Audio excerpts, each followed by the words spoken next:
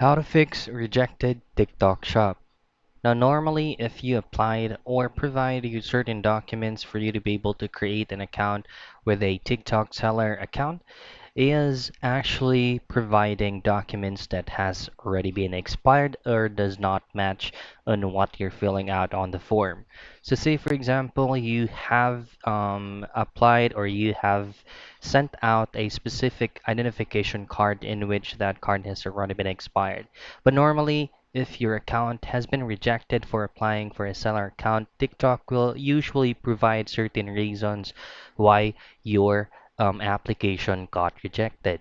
You just gotta follow and go ahead and check out the email addresses sent out by TikTok customer support for you to be able to fix it. And then just make sure that all the documents that you're entering is accurate and matches on what you're filling out. And that's how you actually fixed on got rejected on TikTok Shop.